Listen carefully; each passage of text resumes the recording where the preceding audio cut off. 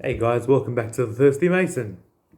After my video on brandy, I had a lot of people requesting me to do a video on whiskey and how to identify what were already on the label and the different styles of whiskey, from your Scotch to your Irish to your Australian to your whatever, bourbon. So, this isn't going to be absolutely everything. If you guys want a part two, by all means, and you want to extend on what your knowledge is about New World whiskies and whatnot. For today, I want to go the basic of all the basics, so you can read a label and understand why you're paying the price that you are. Let's start off with the most common one that everyone always gets confused with: single malt. All right, single malt Scotch whiskey. Why is it expensive? Okay, so when you read the words single malt, essentially what you're dealing with is a company that has to make and bottle its own whiskey. Okay, and that's pretty much all single malt means. It comes from the single distillery. So I know that Glen Grant here is giving me a single malt, which means that they made this whiskey. 10 years they aged it. They had to deal with the insurance of trying to look after this whiskey for 10 years. Now there's one step above single malt, and that's single malt, single barrel. Okay, so when you taste a bottle of Glen Grant, they're not grabbing it from one cask and just filling her up and going, Bob's your uncle, give that a go. Now what they're doing is, in order to make their single malt, they've aged an entire segment or entire area of barrels for 10 years.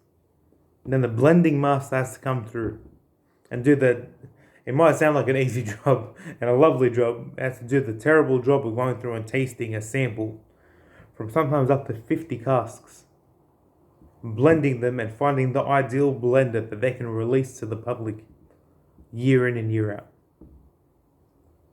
That's what makes single malt so bloody expensive. Okay, all that liability is on them. Something goes wrong with that vintage, or something goes wrong with that batch of spirit. Okay, then your blend gets messed up, and then they're gonna have to release a different style of blend. Notice that Glen Grant will have 3 or 4 different whiskies aged 10 years.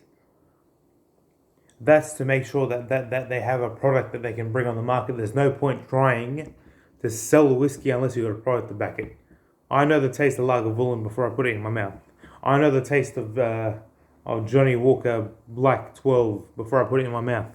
Okay, I know the taste of Glen Grant before I put it in my mouth. Okay, that is the flavor mix. That is a blend of flavors that they've mastered, and that's their product. Okay, single barrel whiskies change every single year. And if you want an example of a true single barrel whiskey, you can try going for maybe Belgrove. Their rye is single barrel because they don't produce enough of it. So it tends to be quite a high price, but the quality of what they're giving you is a unique product every single year, and you'll never get it twice in a row. That's pretty magical. Single malt. We understood? Okay? If you want to, I'll get into the sub-regions of Scotland in a bit of a later episode. But for now, just understand what you're reading. A single malt comes from a single distillery. They had to deal with the liability. The price goes up. Cool? Let's move on. Blended whiskey. You notice that the age on blended whiskies tend to be a lot higher. And they tend to be cheaper. So you're probably scratching your head. If a whiskey's older, shouldn't the price be much more astronomically higher? Not necessarily, mind you. Okay, because the liability is not there. A blended Scotch is a company like Glenmorangie, for example, here, or Johnny Walker, for example, buying or having a contract with several distilleries throughout all of Scotland, and all of them have given a segment or a barrel or part of a barrel worth of whiskey into that one company. They've blended it and they've just shipped it out. Almost no liability is sitting on them in particular. Don't get me wrong, they might have a distillery making base spirit, but they could be used to just simply bulk up the product. You get me? So say, for example, I had a 7 barrels of 15-year-old. If I want to get the most for the most bang for my buck, okay, each barrel is 300 kilos or 300 liters, for example. Okay, I will produce a couple of thousand liters of base spirit as cheaply as I possibly can as a base, and then I'll blend those 15 years in with it. You get me? And therefore I've got a 15-year-old spirit, but I made it in 2 days, 3 days, 6 days, whatever the fuck it is. And get my turnaround, or, and then flog it off. It's already been barrel aged. By other distilleries, these guys just paid for the barrels. So that's why blended scotch or blended whiskey tends to be cheaper. Because a lot less costs are sitting directly on the company themselves. Like Johnny Walker, it makes whiskey, yeah, it does. Doesn't make a single malt that I've seen, because it's too expensive. Why would I, a businessman, take on liability for a product when I can buy it, blend it, and flog it off and make my profit straight away? Okay? Blended whiskey. It's not evil. It's not dumb, alright? Just understand why you're spending the money that you're spending. Okay, mixed grain whiskey. Now, this is actually an Australian producer, and I freaking love it.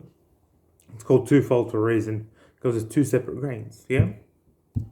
A mixed grain whiskey is a whiskey, it pretty much has it in the name, has a combination of grains in it. You get me?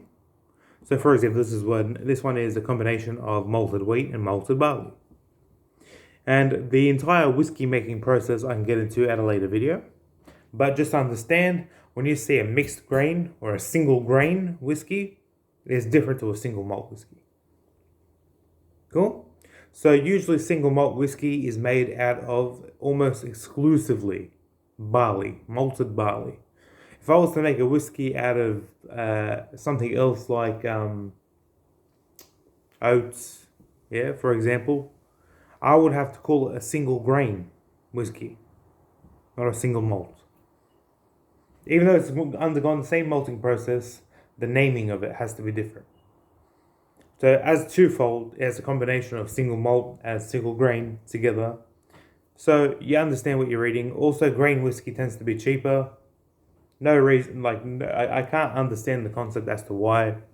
Maybe malted barley is just far more expensive, or there's more demand for it. Anyway, let's move on. That's mixed grain. Last but not least, let's talk about America's finest. Okay, bourbon. How is bourbon different to scotch? Let's find out. Bourbon is almost exclusively, it is exclusively made out of corn. 80% corn, 20% anything else mixed in to mellow it out. Okay, that's the first difference. Okay, the second difference is the aging process. Okay, almost all bourbon is about 2 years old. You're probably thinking, that's just, why the hell, that's stupid. Why would it all be 2 years old? It's because it's going into untouched, brand spanking new American oak. And American oak is tough stuff, and it has a lot of flavor. You get me? So if you were to age it for 2 years in American oak, it's extracting a lot of flavor in those 2 years. And corn liquor is harsh stuff. Okay?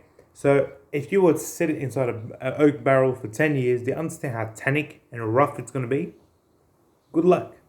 If you were to find a distillery that's selling a 10-year-old bourbon, all right, first of all, let me know about it. I'd like to try it.